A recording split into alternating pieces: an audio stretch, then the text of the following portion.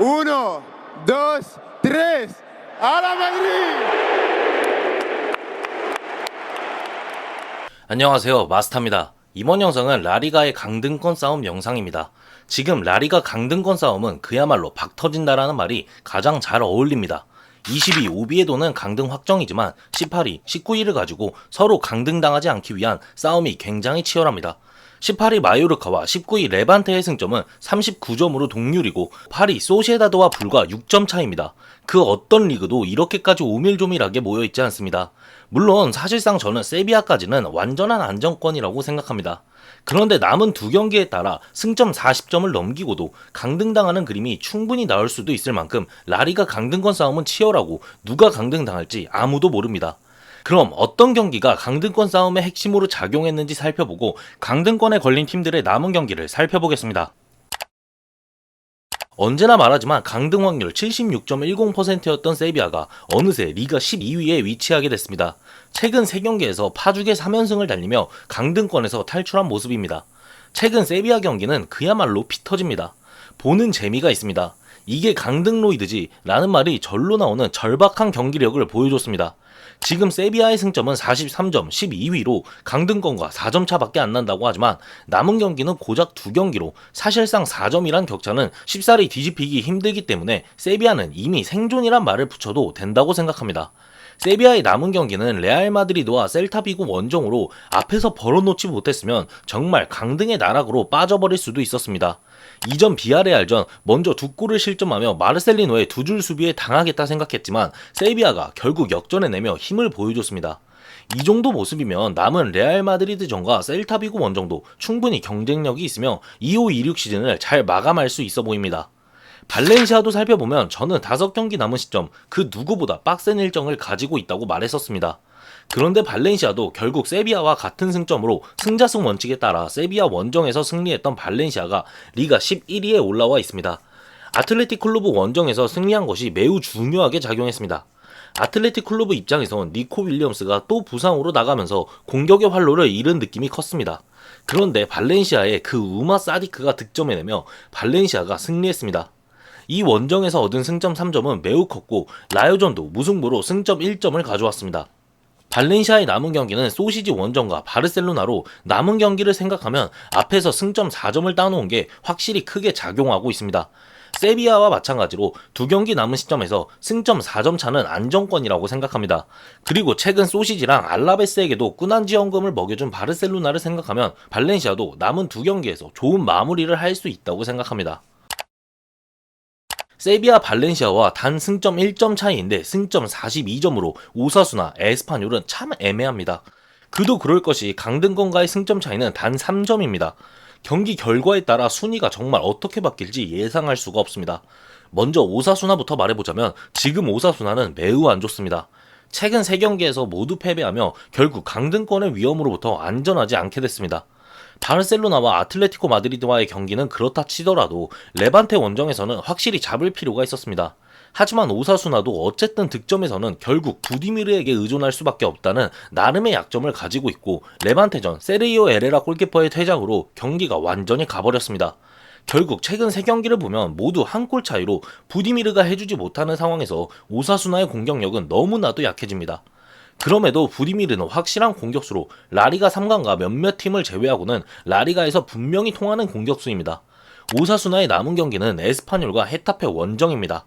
에스파뇰은 뒤에도 말하겠지만 최근 18경기 무승을 끊어내고 반등의 신호탄을 쏘아 올린 팀입니다.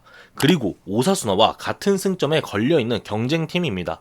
정말 빡세고 재밌는 경기가 될 거라 생각하고 지는 쪽은 최종전에 따라 강등될 수도 있는 미쳐버린 강등빵 경기입니다. 오사수나에게 에스파뇰전이 가장 중요하고 헤타페 원정은 무승부를 노려보는 방향이 좋다고 생각합니다. 에스파뇰로 넘어가면 드디어 지옥 같던 18경기 무승의 기록을 끊어냈습니다. 이번 시즌 그렇게 좋지 않은 아틀레틱 클루브를 잡아냈습니다. 결국 감독 교체로 시끌시끌하고 니코 윌리엄스까지 부상이었기 때문에 어떻게 보면 아틀레틱 클루브의 패배가 수군가기도 합니다. 에스파뇰은 드디어 18경기 무승에서 벗어났습니다. 하지만 이 기간 동안 꼬라박아도 너무 꼬라박았습니다. 지금은 강등권 경쟁 중이고 반등의 신호탄은 쏘아 올렸으니 이제 나아가야 합니다. 남은 경기는 오사수나 때 언급했지만 강등빵 경기인 오사수나 원정, 최종전인 소시지입니다. 오사수나의 경기가 원정 경기이기 때문에 불안한 건 사실입니다.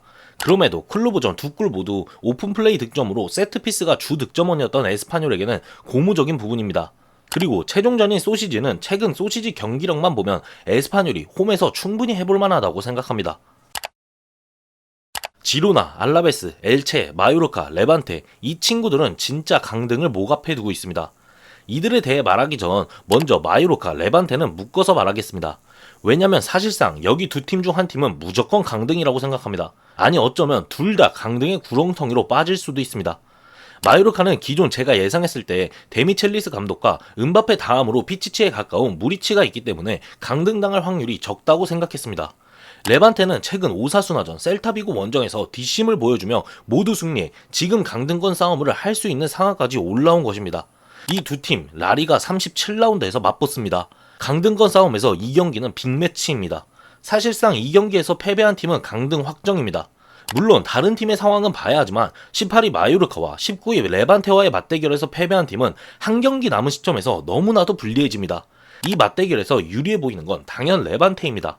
왜냐면 결국 홈이기 때문입니다. 마요르카 입장에선 지금 시점에서 강등권 경쟁팀인 레반테 원정 경기는 쉽지 않습니다. 레반테는 홈이라는 이점, 마요르카는 결국 무리치라는 압도적인 스트라이커의 이점으로 승부를 볼 거라 생각합니다. 최근 레반테 수비만 보면 무리치가 충분히 득점할 수 있는 경기입니다. 하지만 레반테의 뒷심을 마요르카가 버틸 수 있는지에 따라 경기가 갈릴 거라 봅니다. 마요르카 레반테와 승점이 같은 17위 엘체도 안심할 순 없습니다. 데포르티보 알라베스전 아쉽게 비겼고 최근 베티스에게도 패배했습니다. 결국 엘체의 문제점은 결정력입니다. 엘체가 헤타페 상대로 얼마만큼의 득점력을 보여줄 수 있는지가 가장 중요하다고 생각합니다. 여기에 최종전은 지로나 원정입니다. 지로나는 지금 승점 40점, 리가 15위로 강등권에 같이 걸려 있습니다. 지로나의 이번 37라운드 결과에 따라서 엘체가 헤타페전 결과에 따라서 엘체와 지로나의 최종전이 강등빵 경기로 결정될 수도 있습니다. 지로나 원정 경기가 엘체의 강등빵 경기가 된다면 원정 고자 중의 고자 엘체 입장에서는 진짜 강등당할 확률이 매우 커집니다. 엘체는 헤타페전 결정력을 어떻게든 살려 승리해야 합니다. 데포르티보 알라베스는 우선 한숨 돌렸습니다. 엘클 이후 3일 만에 경기를 치르는 바르셀로나를 상대로 꼬난 지원금을 아주 잘 받아먹었습니다. 최근 두 경기에서 결국 승점 4점을 획득하며 분위기 자체는 나쁘지 않습니다. 남은 경기는 오비에도 원정과 라요전으로 오비에도 원정에서 무조건 승점 3점을 따내야 합니다. 이미 강등당한 오비에도보다는 강등권 경쟁에 있어 알라베스가 확실히 동기부여 측면에서 절박한 경기를 보여줄 거라 생각합니다. 다만 원정 승률이 박살나 있는 알라베스가 만약이라도 오비에도와의 경기에서 패배하면 사실상 알라베스의 강등은 확실해질 수 있습니다. 마지막으로 지로나입니다. 기존 지로나는 강등권 싸움에서 미첼 감독 아래에서 벗어날 수 있다고 생각했습니다.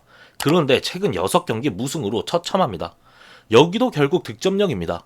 공격수를 쓰지 않고 우나이, 예체베리를 이용해 제로토 전략을 구사하는 지로나의 치명적인 약점입니다. 결국 최근 라요전, 소시지전 득점을 책임져준 선수는 이제 40이 가까운 지로나의 레전드 스트라이커 스투아니입니다. 최근 성적도 좋지 않고 다가오는 37라운드 경기가 아틀레티코 마드리드 원정입니다. 이후 엘체와 만납니다. 엘체가 아무리 원정 고자라고 하지만 지로나의 최근 득점력을 생각하면 절대 안심할 수 없습니다. 지로나 입장에선 최고의 시나리오는 물론 2승을 따내는 거지만 현실적으로 아틀레티코 마드리드전 무승부, 엘체전 승리로 시즌을 마무리하는 것이 가장 이상적이라고 생각합니다. 미쳐버린 강등권 싸움으로 어지럽습니다. 알라베스가 바르셀로나에게 패배했다면 원래 승점 37점으로 지금보다는 나았을 수도 있습니다. 그런데 알라베스가 꼬난 지원금을 받아버리며 강등권 싸움이 더욱더 미치게 됐습니다. 어쨌든 순위상 레반테, 마요르카, 엘체가 가장 불리합니다. 그리고 마요르카, 레반테의 맞대결이 예정되어 있기에 두 팀 중 하나는 무조건 강등당하지 않을까 생각합니다. 무승부라면 양팀 입장에서는 최악의 상황이고요. 라리가 강등권 싸움은 지금 아무도 예측할 수 없습니다. 라리가 37라운드, 레반테 마요르카전이나 오사수나 에스파뇰전은 미친 개꿀잼일 것 같습니다. 그럼 이번 영상은 여기서 마치겠습니다. 구독과 좋아요 눌러주시면 감사하겠습니다. 오늘 하루도 좋은 하루 되시길 바랍니다. 바모스 마드리드!